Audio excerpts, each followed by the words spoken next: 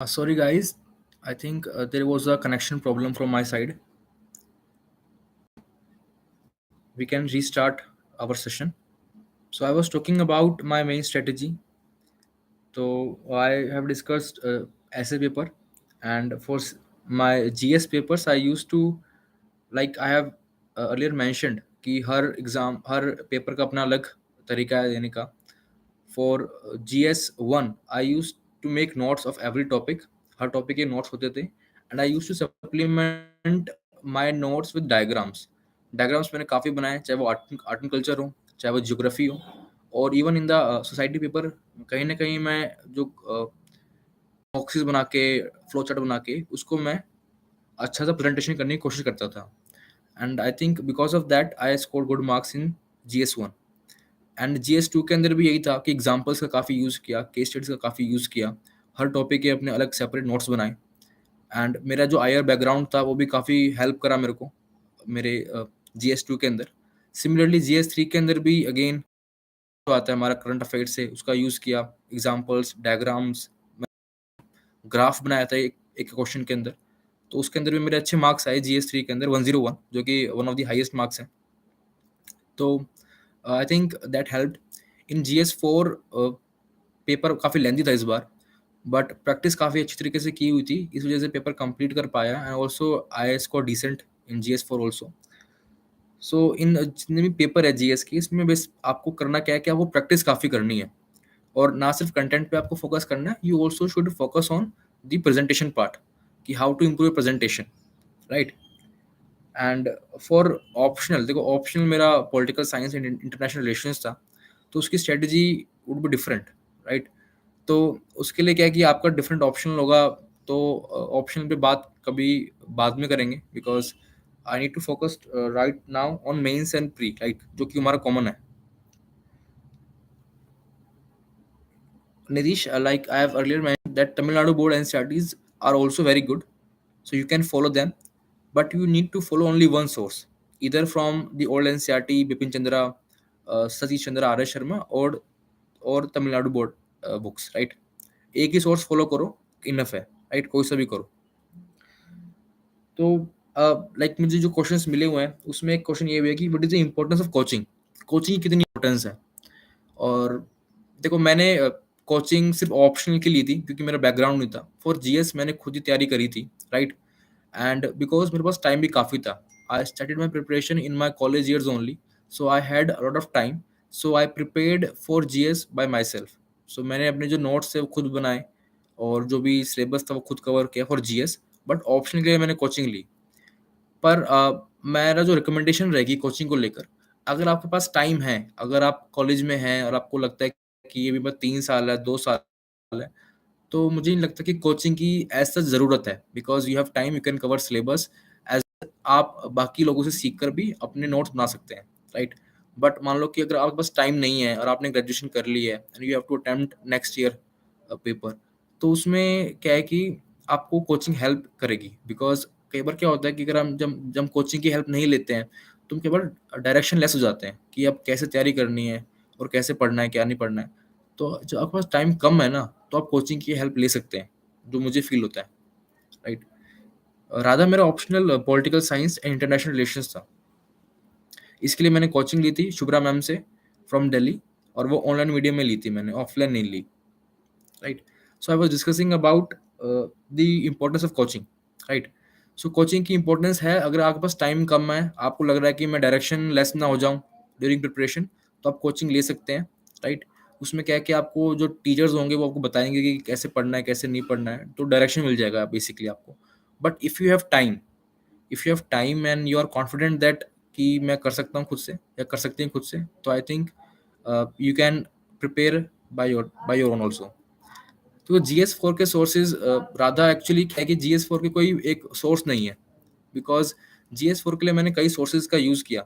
First होता है lexicon की जो बुक आती है, वहाँ से जो बेसिक डेफिनेशंस होती है वो मैंने लिखी. इसके अलावा मैंने जो टॉपर्स की कॉपीज होती हैं, जैसे कि मैंने कनिष्क कटारिया सर, जिनकी रैंक 1 आई थी, उनसे उनकी नोट्स देखे थे मैंने एथिक्स के, तो वहाँ से मुझे हेल्प मिली. इसके अलावा जो विजन का जो वैल्यू एडेड मटेरियल आता है, वहाँ से मेरे को जीएस फोर में हेल्प मिली, और जो करंट अफेयर से जो भी एग्जांपल्स केस स्टडीज मिलती है उनका यूज किया मैंने जीएस फोर के लिए।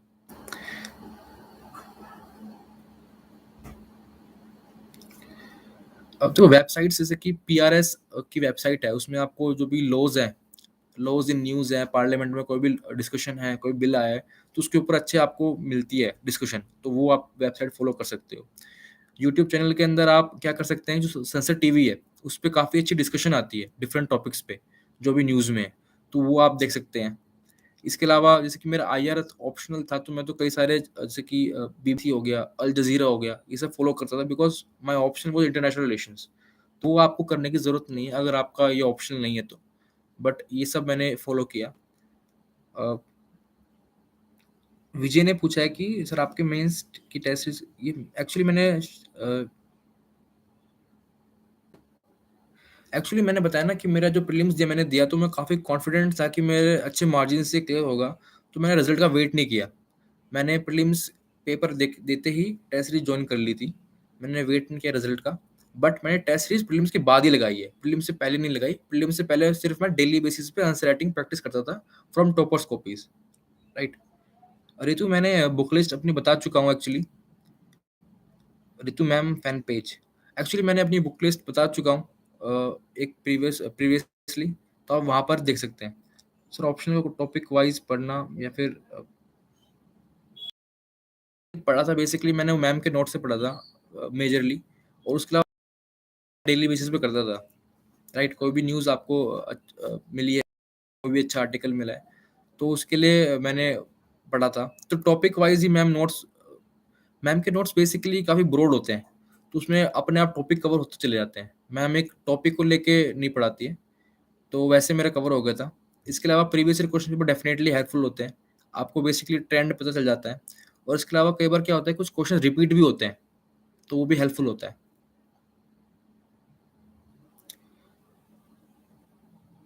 सो हमने इंपॉर्टेंस ऑफ कोचिंग बात कर ली थी, and now importance of test series. देखो टेस्ट सीरीज की काफ़ी इंपॉर्टेंस है, चाहे वो प्री हो चाहे वो मेंस हो, राइट। बिकॉज टेस्ट सीरीज से ही आपको अपनी गलतियों के बारे में पता चलता है, राइट। और टेस्ट सीरीज देने से क्या होता है कि आपकी एक्यूरेसी भी इंप्रूव होती है, ओके। तो जैसे कि प्रीलिम्स की मैंने काफ़ी टेस्ट सीरीज लगाई, उससे मेरी एक्यूरेसी इंप्रूव हुई, और मुझे जो है ना कॉन्फिडेंस भी आता है। मतलब प्रीलिम्स में क्या होता है, कुछ क्वेश्चन ऐसे होते हैं जिसमें टच एंड गो होता है, या तो आपको दो ऑप्शन होते हैं, इनमें से एक सही है, तो आपको आपको जो उसमें कॉन्फिडेंस तभी आएगा जब आपने काफ़ी सारे टेस्ट लगाए हुए हैं उनको सॉल्व करने के लिए, राइट। तो इसके अलावा मैं कहना चाहूँगा कि टेस्ट सीरीज की इंपॉर्टेंस मेंस के लिए भी काफ़ी है, बिकॉज मैंने बताया कि फर्स्ट मेंस में मैं इतने टेस्ट पेपर नहीं लगा पाया, तो उसमें मेरी कहीं न कहीं आंसर राइटिंग प्रैक्टिस उतनी नहीं हो पाई। बट मैंने सेकंड अटेम्प्ट काफ़ी सारे टेस्ट पेपर लगाए, तो टेस्ट सीरीज़ इवैल्यूएट भी हुए, गलती को पता भी चला और अपने आप को इम्प्रूव भी कर पाया, राइट? तो टेस्ट सीरीज़ की इम्पोर्टेंस काफ़ी ज़्यादा है। अभी मेरे पास मैंने कोई यूट्यूब चैनल बनाया नहीं है, बट अगर मैं बनाता हूँ तो definitely I will share my notes on that platform. And now regarding current affairs को मैं बता चुका हूँ कि मैंने कहाँ से करंट अफेयर्स पढ़े और कैसे पढ़े। मैंने मैंने कोचिंग नहीं ली for GS and foundational course, मैंने बस अपने ऑप्शनल की कोचिंग ली थी बिकॉज मेरा उसमें कोई बैकग्राउंड नहीं था, तो मैंने सिर्फ ऑप्शनल की कोचिंग ली थी। जीएस मैंने खुद तैयार किया था during my college years and after that, right. तो पीएसआर के लिए देखो एक्चुअली क्या है कि सब बच्चे मैम के नोट्स से पढ़ते हैं ज़्यादातर, राइट। तो मैम के नोट्स काफ़ी अच्छे हैं। तो अगर बाकी कोचिंग है, उनके बारे में मुझे इतना पता नहीं है कि बाकी कोचिंग में कैसे पढ़ाते हैं, कैसे नोट्स हैं, तो मैं उनके बारे में तो बता नहीं सकता हूँ। बट मैम के नोट्स काफ़ी अच्छे हैं, मुझे काफ़ी हेल्प मिली। और इसके अलावा जो बेसिक वैल्यू एडिशन है, वो आप बाकी कोचिंग के नोट से कर सकते हैं, अगर आपको फ़ील होता है कि आप सफिशिएंट नहीं है, राइट?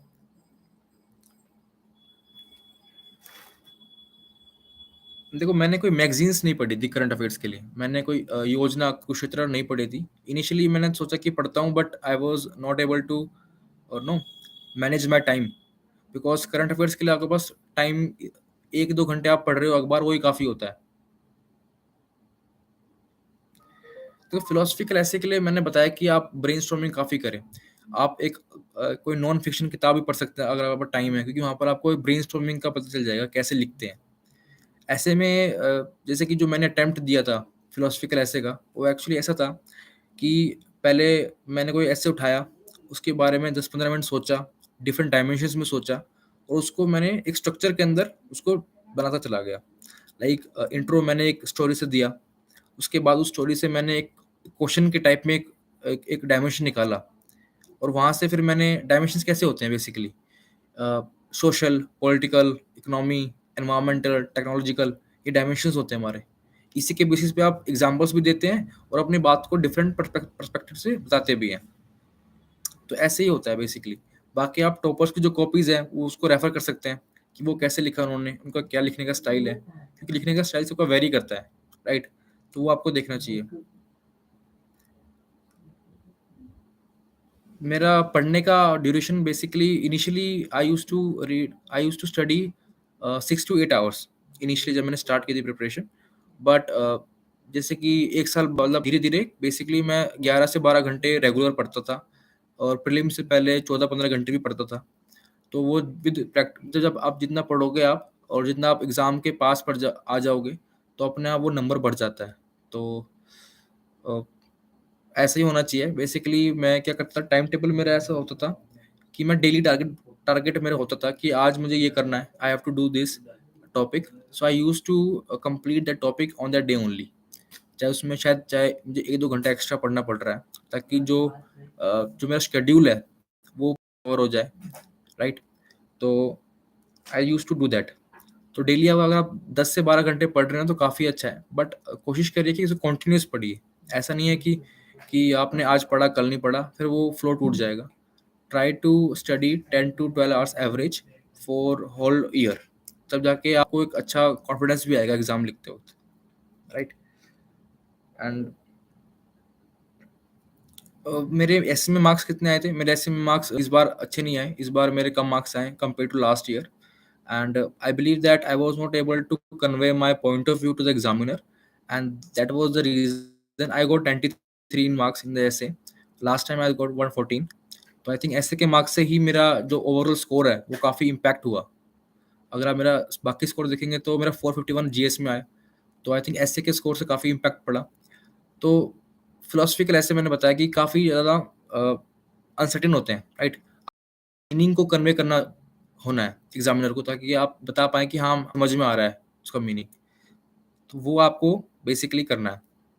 उसकी मीनिंग को कन्वे करना है टू द एग्जामिनर।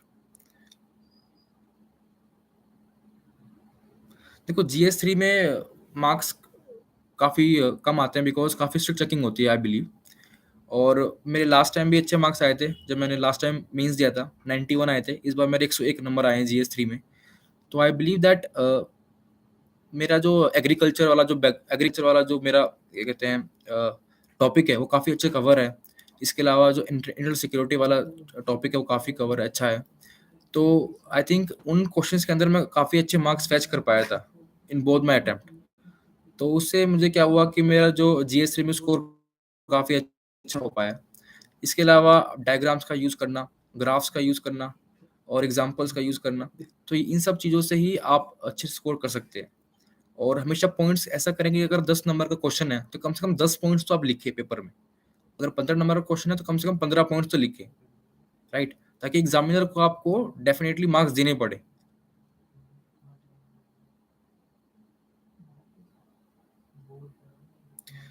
देखो अंकित, मैंने बताया कि prelims one of the tough stage है इस एग्ज़ाम की और कोई भी सर्टेनिटी नहीं है कि अगर इस बार पेपर कैसा है, अगली बार कैसा आएगा।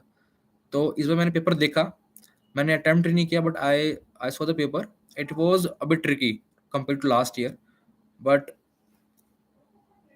आई बिलीव दैट अगर आपकी जो नॉलेज बेस है वो काफ़ी ब्रॉड है, जैसे मैंने बताया कि रैंडम अगर आप नॉलेज भी इकट्ठा कर रहे हैं और इसके अलावा मैंने बताया कि आपका जो कंसेप्ट्स हैं, थिंक आप स्टिल इस प्रीलिम्स का जो पेपर आया है, राइट?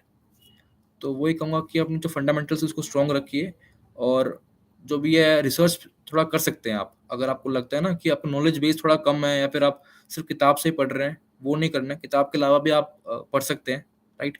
तो उससे आपका नॉलेज बेस इम्प्रूव हो जाएगा और अगर आप डिफ़िकल्ट पेपर भी आता है प्रीलिम्स में तो आप कट ऑफ क्लियर कर पाएँगे। राइट। रिवीजन के लिए बेसिकली जैसे कि मैंने बताया कि मैं क्या करता था कि आज का मतलब अगर मुझे एक दिन में 12 घंटे पढ़ने हैं तो हर दिन 2 घंटे मैं रिवीजन के लिए रखता था। कि मान लो अगर मैंने आज पॉलिटी पढ़ा, राइट, तो मैंने एक हफ्ता पॉलिटी पढ़ा और मैं अगले हफ्ते पढ़ूंगा मॉडर्न हिस्ट्री। तो जब मैं मॉडर्न हिस्ट्री पढ़ूंगा तो वहाँ भी मैं 2 घंटे जो है मेरे डे के, वो मैं रिवीजन के लिए हमेशा रखता था, ताकि रिवीजन भी होता चला जाए। Because revision is the most important thing, right. तो रिवीजन भी आपको लगातार करते चले जाना है। तो मैं ऐसे करता था कि डेली बेसिस पे 1-2 घंटा रिवीजन के लिए जो मैंने पहले पढ़ा है वो मैं रखता था। एथिक्स के लिए कैसे प्रिपेयर करना है?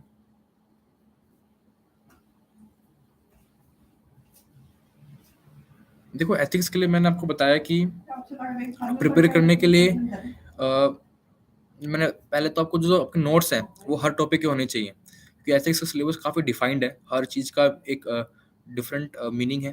तो उसको आपको अच्छे नोट्स बनाने हैं आपको एथिक्स के, ठीक है। उसके बाद उसको वैल्यू एडिशन करना है।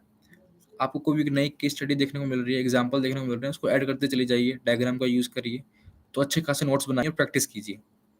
और देखो, केस स्टडीज हर केस स्टडी डिफरेंट होती है। मतलब कुछ केस स्टडी में आप डिफरेंट वैल्यू चेक कर रहे हैं आपकी, एक डिफरेंट केस स्टडी में आपकी डिफरेंट वैल्यू चेक, राइट। तो उसको उस तरीके से अटेम्प्ट करना होता है। तो इंट्रो में बेसिक करता था बेसिकली मैं एक स्टेक होल्डर अप्रोच का यूज़ करता था। स्टेक होल्डर अप्रोच में क्या होता है कि आप जो डिफरेंट केस स्टडी के अंदर स्टेक होल्डर्स हैं, उनको आप पहले डिफाइन कर देते हैं, राइट। उसके बाद क्या होता है कि आप हर एक जो भी डिलेमा है, हमारी एथिकल डिलेमा जो कि पूछते हैं, उसको आप सोल्व करते हैं कि इस डिलेमा में हम ये कर सकते हैं, ऐसा कर सकते हैं।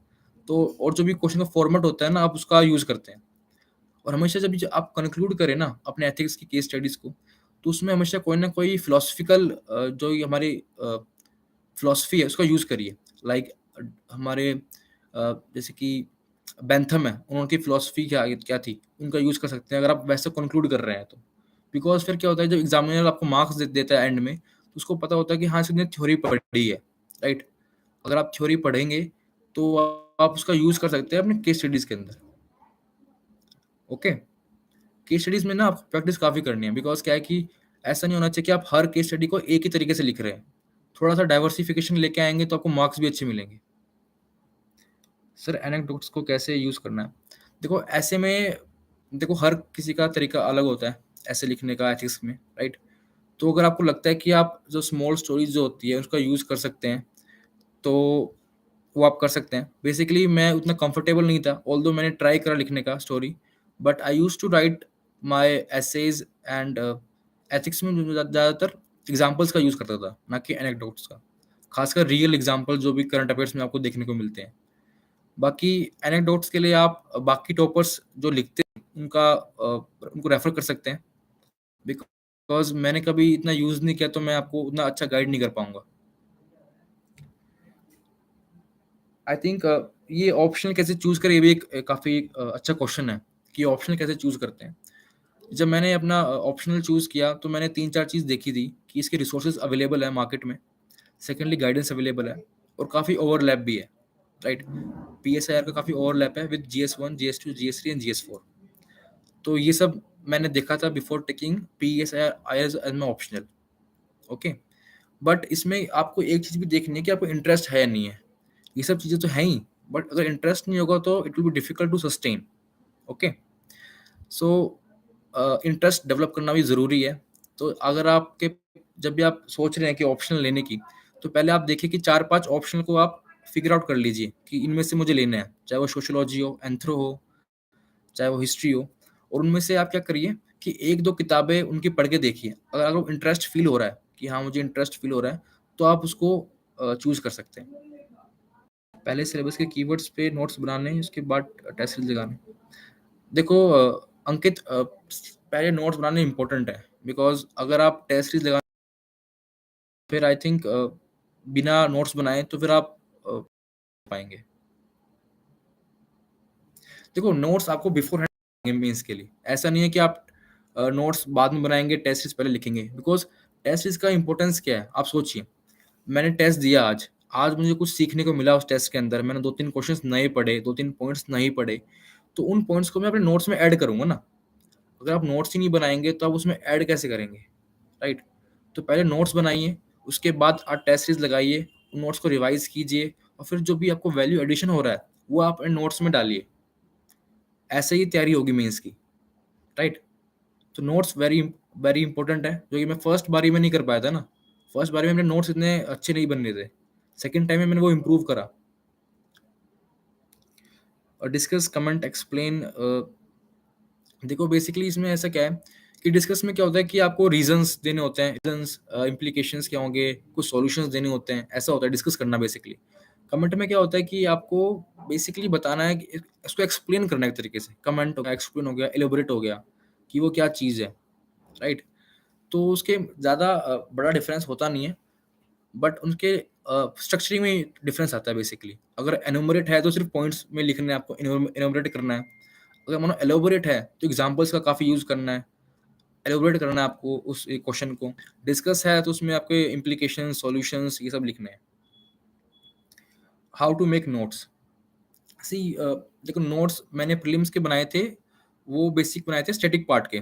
मतलब अगर हिस्ट्री है तो मैंने गवर्नर जनरल के नोट्स बना लिए, अगर एनवायरनमेंट है तो उसके मैंने मैपिंग कर ली, या फिर जो भी डिफरेंट नेशनल पार्क्स हैं उसके नोट्स बना लिए मैंने, ताकि जो भी प्रीलिम्स में एग्जाम आते हैं किसी भी उससे आ सकते हैं, और भी नेशनल पार्क पूछ लेंगे आपसे, तो उसके मैंने नोट्स बनाए थे। ऐसे नोट्स बना सकते हैं। और नोट्स बनाने का तरीका ऐसा होता है कि आपने मान लो कि एक कोई भी बुक लिया, ठीक है, उसको 2-3 बार पढ़ा आपने। मान लो आपने स्पेक्ट्रम बिपिन चंद्रा पढ़ी आपने, ओल्ड एनसीईआरटी, आपने पूरा चैप्टर पढ़ा, 2-3 बार पढ़ा, फिर आप उसमें सोचिए कि कहाँ-कहाँ से क्वेश्चन बन सकते हैं, राइट? अगर अब मैं मेंस के नोट्स बना रहा हूँ, तो मैं एक चैप्टर पढ़ूँगा पूरा, उसमें सोचूँगा कि कहाँ-कहाँ से क्वेश्चन बन सकते हैं, और नोट्स बनाऊँगा in the question answer format, right? एक ए4 शीट लूँगा, उसमें क्वेश्चन के तरीके से लिखूँगा, और उसके पॉइंट वाइज़ में नोट्स बनाऊँगा from that chapter, particular chapter. ऐसे ही मैंने हर उसके नोट्स बनाए थे मेंस के लिए। फॉर प्रीलिम्स के लिए आप क्या है कि कुछ स्पेसिफिक टॉपिक के नोट्स बना सकते हैं। मैपिंग मैंने बताया आपको, एनवायरनमेंट के लिए मैंने किया, नेशनल पार्क ये सब।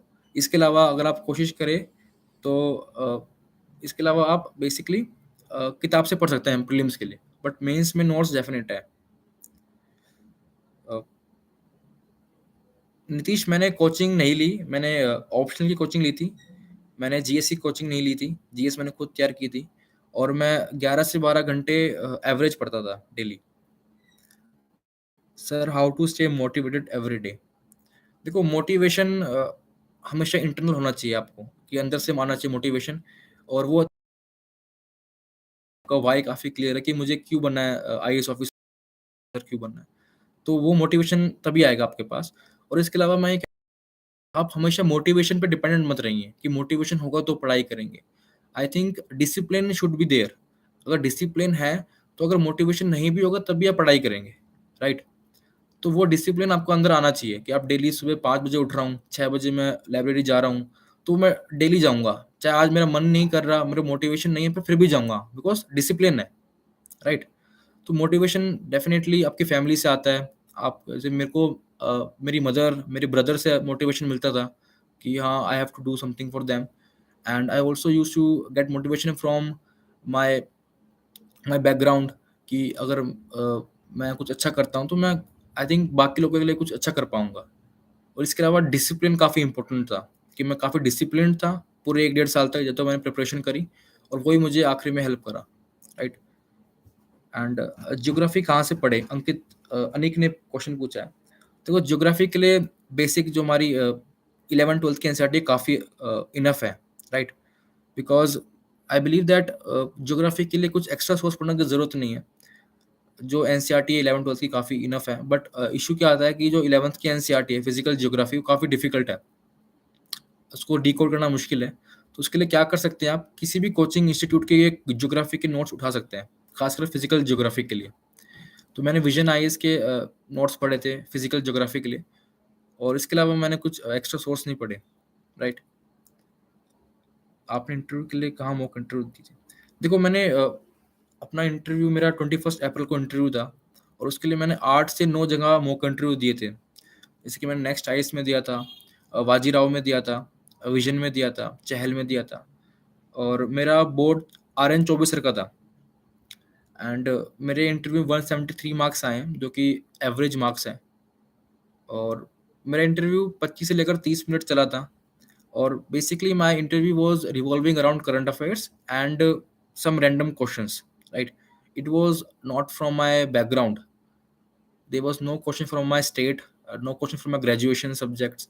तो वहाँ से क्वेश्चन नहीं था, काफ़ी थोड़ा रैंडम लगा मेरे को, but it was a nice experience. आपको भी काफ़ी अच्छा फील होगा when you will go for the interview. तो आई थिंक इंटरव्यू के लिए बेसिकली मैंने क्या किया था कि मैंने हमारा ग्रुप था 4-5 दोस्तों का जो इंटरव्यू दे रहे थे। तो we used to ask questions to each other from डेफ, and we also used to discuss current affairs from newspapers. जो भी करंट में चल रही है चीज़ें, उनके ऊपर डिस्कशन करते थे। And believe me, that was very really helpful, because जो मेरा रियल इंटरव्यू हुआ था, वहाँ से भी 2-3 क्वेश्चंस ऐसे आए थे जो कि हमने पहले डिस्कस कर चुके थे। लाइक सेम सेक्स मैरिज पे क्वेश्चन आया था मेरे ऊपर, मेरे इंटरव्यू में। वो हम पहले डिस्कस कर चुके थे काफ़ी अच्छी तरीके से हम सब, तो मैं उसका काफ़ी अच्छा आंसर कर पाया।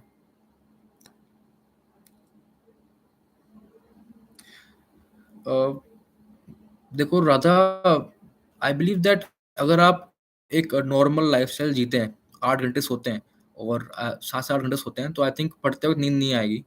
अगर आप नींद पे कॉम्प्रोमाइज़ कर रहे हैं रात को आप, तो आई थिंक उसमें फिर आपको पढ़ने में दिक्कत आएगी। तो एक बैलेंस्ड लाइफ़स्टाइल जिएँ, अच्छा खाना खाइए, हेल्दी रहिए, एक्सरसाइज़ कीजिए, तो आई थिंक उसमें वो वाली प्रॉब्लम नहीं होगा आपको। यूपीएससी के साथ सीजीएल, देखो मुझे लगता है कि हर एग्ज़ाम की एक अलग डिमांड है। यूपीएससी की डिमांड अलग है, सी तो ऐसा कहना सही नहीं होगा कि सीजीएल के साथ यूपीएससी निकाल लेंगे, सीजीएल निकाल लेंगे। अ, आई बिलीव दैट अगर आपको लग रहा है कि आप सीजीएल को करना चाहते हैं, तो आप सीजीएल कीजिए, उसके बाद यूपीएससी ट्राई कर सकते हैं। बट दोनों को एक साथ करना इट इज़ बिट डिफिकल्ट। देखो नीतीश, मैंने ऑप्शन के बारे में बता चुका हूँ कि डिसाइड कैसे करना है। 4-5 ऑप्शन फिगर आउट कर लीजिए जो आपको लगे कि हाँ, मैं कर सकता हूँ।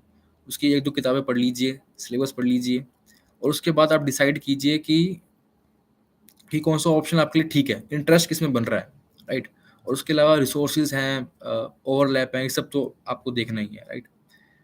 अ, अकेडमी में हमको जाना है 31 जुलाई को। 31 जुलाई से हमारी जो फाउंडेशन कोर्स है वो स्टार्ट हो जाएगा, तो 31 जुलाई को जाना है। और इसके अलावा मैपिंग का भी मैं बताना चाहूँगा कि मैपिंग के क्वेश्चंस काफ़ी आ रहे हैं प्रीलिम्स में, और mapping was one of my strong area. Mapping मैंने कैसे किया हुआ था, जैसे कि मैंने एक ए4 शीट लिया, उसमें मैंने जम्मू कश्मीर का मैप बना लिया पेंसिल से, और उसके अंदर मैंने क्या किया, माउंटेन्स मैंने मार्क आउट कर लिए, रिवर्स मार्क आउट कर ली, national parks, wildlife sanctuaries, dams, और जो भी लेक्स है, इंपॉर्टेंट लेक्स है, वो मार्क आउट कर ली। और इसके अलावा मैं क्या करता था, डेली बेसिस पे, मतलब कि अखबार में मान लो जम्मू कश्मीर के किसी भी एक एरिया के बारे में बात आई है, मान लो पीएम सर ने कोई नई टनल को इनॉग्रेट किया है जम्मू कश्मीर में, तो मैं वो नोट्स के अंदर मार्क कर लूंगा, ताकि मेरे करंट अफेयर्स को भी मैं अपनी मैपिंग से अपडेट कर लूँ, right? Similar for the world map as well, कि अगर मान लो मैंने एशिया का मैप बनाया है, और हमने देखा कि अखबार में आया कि कहीं वॉर हो गया है, तो उस कंट्री को मैंने मार्क कर लिया, उसके जो भी नेबरिंग कंट्रीज़ हैं उनके बारे में देख लिया, राइट? तो अगर आप डेली बेसिस पे ऐसे मैपिंग करते चले जाएँगे ना, तो वो आपको बाद में जाके एक बर्डन फील नहीं होगा। तो ए फोर शीट लीजिए, कोई भी आप जैसे नॉर्थ ईस्ट का मैप बना लीजिए, उसमें ब्रह्मपुत्र रिवर को दिखाइए, कौन-कौन सी काज़ीरंगा कहाँ पर है, ओरांग नेशनल पार्क कहाँ पर है, कौन-कौन सी स्पीशीज़ वहाँ पर मिलती है। तो ये पूरा माइंड मैप बन जाएगा आपके दिमाग में, तो वो आपको मैपिंग में हेल्प करेगा। सर, जो मेंस क्लियर करते हैं उन्हें मैक्सिमम क्वेश्चंस पता होता है। नहीं, ऐसा नहीं होता है। बेसिकली मेंस में आपको पता है कि हर पेपर में 20 क्वेश्चन आते हैं जीएस के अंदर, तो उसमें से 8 या 10 क्वेश्चंस आपको पता होता है बेसिकली। इसके अलावा बाकी क्वेश्चंस होते हैं, आपको उस टाइम पे सोच के लिखना होता है। तो बेसिकली हम क्या करते हैं, जो भी एग्ज़ाम देते हैं बेसिकली, इंट्रो और कंक्लूजन तो हमारा पहले से प्रिपेयर होता है। क्योंकि हमारा इंट्रो कैसे होता है, इंट्रो में हम डेफिनेशन लिखते हैं या फिर कोई स्टैट्स लिखते हैं, राइट? वो तो हमारा पहले से प्रिपेयर होता है, राइट? तो हम क्वेश्चंस पढ़ते हैं, इंट्रो लिख दिया, और बॉडी में सोच के जितने भी पॉइंट्स लिखने हैं वो लिखते हैं, और कंक्लूजन हमारा पहले से रेडी होता है। तो इस वजह से क्या होता है कि हमारा जो टाइम है वो मैनेज हो पाता है। 10 मार्क्स का क्वेश्चन आपको 7 मिनट में करना होता है, और 15 मार्क्स का क्वेश्चन आपको 10 से 11 मिनट में करना होता है। उसके लिए आपको इंट्रो और कंक्लूजन पहले से होनी चाहिए आपके पास ready. Sakshi, I believe that 11 months, देखो ये डिफर करता है। अगर आप वर्किंग प्रोफेशनल है और बिगिनर है बिल्कुल कंप्लीटली, तो थोड़ा डिफिकल्ट हो सकता है 11 मंथ के अंदर, बिकॉज वर्किंग प्रोफेशनल को वैसे भी टाइम कम मिलता है, और बिगिनर है तो फिर थोड़ा बेस नहीं है आपके पास। तो but it depend on you also as well. अगर आपको लगता है कि आप कर सकती हैं, तो I think everything is possible.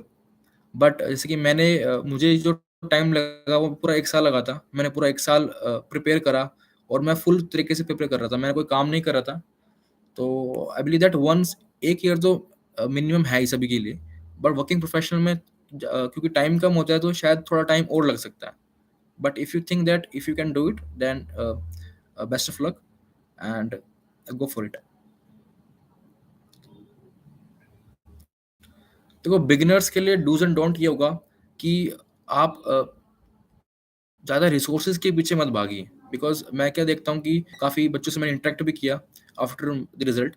तो काफ़ी रिसोर्सेज के पीछे भागते हैं कि ये भी पढ़ ले, वो भी पढ़ ले। ऐसा नहीं करना है। रिसोर्सेज जो मैंने बताए हैं, जो बाकी टॉपर्स बताते हैं, वही पढ़ने हैं आपको। उनसे ही आपके एग्जाम क्लियर होंगे, राइट? इसके अलावा मैं कहना चाहूँगा कि सोशल मीडिया का यूज़ आप एक कंस्ट्रक्टिव तरीके से कीजिए। यूट्यूब का यूज़ हो गया, या फिर टेलीग्राम का यूज़ हो गया, राइट? ज़्यादा इंस्टाग्राम, व्हाट्सएप का ज़्यादा यूज़ ना कीजिए, क्योंकि व्हाट्सएप भी मैंने इंटरव्यू से पहले ही डाउनलोड किया था। तो सोशल मीडिया से कम थोड़ा दूर रहें तो बेटर रहेगा। इसके अलावा प्रैक्टिस काफ़ी कीजिए, क्योंकि मैंने एक एस्पिरेंट से बात की थी। वो उन्होंने मुझे बताया कि उनका प्रीलिम्स नहीं हो पाया इस बार। तो मैंने उनसे पूछा कि आपने टेस्ट पेपर कितने लगाए थे? तो उन्होंने कहा कि मैंने 3 से 4 टेस्ट पेपर लगाए थे। आई थिंक 3 से 4 काफ़ी कम टेस्ट पेपर है, राइट? कम से कम 20 से लेकर 30 तो कम से कम लगाइए आप test paper. Practice is very important, right? तो प्रैक्टिस इम्पोर्टेंट है। और हाँ जी, मैंने प्रीलिम्स का पेपर देखा इस बार, काफ़ी ट्रिकी, और उसके लिए मैंने बताया भी कि आपको क्या करना चाहिए। 2024, जी। देखो, 24 के लिए अभी हमारे पास रफली 10 मंथ है। इसमें मैं कहूँगा कि इनिशियली अभी जो 4-5 महीने हैं, दिसंबर जनवरी तक, उसमें आप अपना मेंस और ऑप्शनल कवर कीजिए। और उसके बाद आई थिंक फ़ैब से आपको प्रीलिम्स की पढ़ाई स्टार्ट कर देनी चाहिए डेडिकेटली। उसमें आप टेस्ट सीरीज़ लगाइए और प्रैक्टिस कीजिए। ऐसा ही होना चाहिए।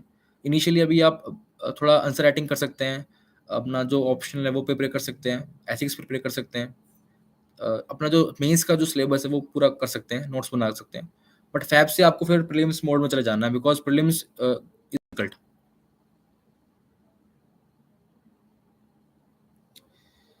उम, देखो, प्री के लिए मैंने पहले बता दिया कि आपको क्या करना है। क्योंकि मैं दोनों बार प्री अच्छे तरीके से क्लियर कर पाया था, तो मुझे कॉन्फिडेंस है कि अगर आप जो मैंने बताया अगर आप वो करते हैं ना, तो आपको भी इतनी प्रॉब्लम नहीं आएगा। तो रिसोर्सेज हैं वो आप कंटेन रखें, ज़्यादा ना पढ़िए। अ जो स्ट्रैटेजी मैंने बताई है कि टेस्ट पेपर काफ़ी लगाइए और वहाँ से सीखिए, राइट? अगर आप एक टेस्ट पेपर लगा रहे हैं प्रीलिम्स का, वहाँ से आपको 20 नए क्वेश्चंस जानने को मिल रहे हैं, तो उस 20 क्वेश्चंस को आप डिफरेंट एक नोट्स बना लीजिए, और हर बार टेस्ट देने से पहले उसको रिवाइज़ कीजिए, ताकि आपका नॉलेज बेस भी इम्प्रूव हो जाएगा, और आपको आपकी गलतियों के बारे में पता चल जाएगा। हर पेपर में आप नई गलतियाँ करेंगे, तो वो सही नहीं होगा, राइट? तो मतलब कि अपनी गलतियों से सीखना है और इम्प्रूव करना है। यही मेन है। जितनी प्रैक्टिस करोगे आप, आपकी एक्यूरेसी भी इम्प्रूव हो जाएगी और आपको कॉन्फिडेंस भी आएगा।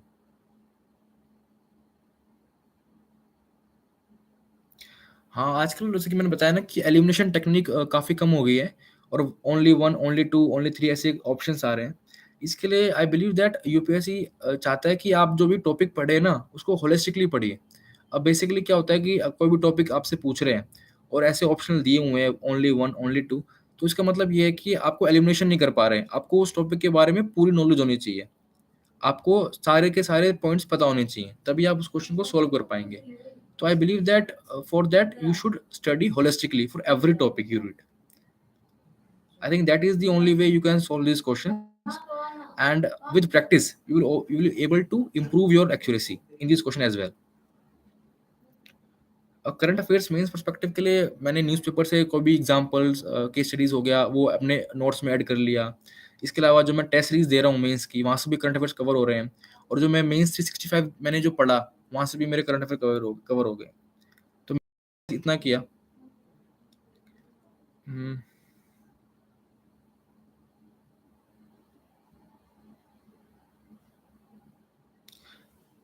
देखो, अगर आप कोचिंग ले रहे हैं तो वहाँ के नोट्स मिलेंगे आपको। तो आपके वहाँ के नोट्स तो आपको वो तो पढ़ने ही है। इसके अलावा जो 2-3 स्टैटिक बुक्स हैं, अगर आपको लगता है कि जो मेरे नोट्स हैं कोचिंग के वो इनफ नहीं है, या फिर आपको लग रहा है कि मुझे उतना कॉन्फिडेंस नहीं आ रहा है अपने कोचिंग के नोट्स को लेकर, तो आप जो बुक्स हैं वो भी पढ़ सकते हैं। तो लक्ष्मीकांत तो वैसे भी कोचिंग रिकमेंड करते हैं पढ़ने के लिए ज़्यादातर, तो वो तो पढ़नी है। इसके अलावा अगर आपको लगता है कि कुछ और बुक्स भी पढ़नी है कोचिंग के नोट्स के अलावा, तो आप जा सकते हैं, उसमें कोई इशू नहीं है। बट आपको पहले अपने कोचिंग के नोट्स रेफर करने हैं, फर्स्ट प्रायोरिटी वहाँ देनी है।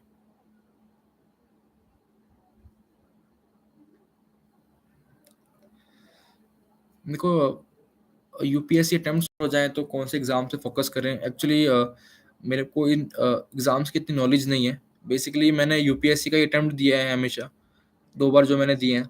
उसके अलावा मैंने एक बार हरियाणा का एग्ज़ाम दिया था।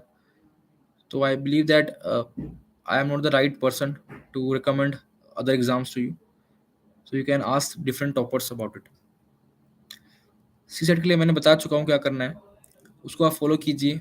पैनिक ना करिए बेसिकली, जब एग्ज़ाम दे रहे हैं, अगर आपके 4-5 क्वेश्चंस नहीं भी सॉल्व हो पा रहे हैं, तो पैनिक ना कीजिए। अगर मैथ्स मुश्किल है तो कॉम्प्रिहेंशन ईज़ी आएगा, अगर कॉम्प्रिहेंशन मुश्किल है तो मैथ ईज़ी आएगा, या फिर रीज़निंग ईज़ी आएगा। तो कोई ना कुछ टॉपिक तो ईज़ी आता ही है, तो उसपे फ़ोकस कीजिए। हमको क्वालीफाई करना है, हमको टॉप नहीं करना है सीसेट के अंदर, राइट?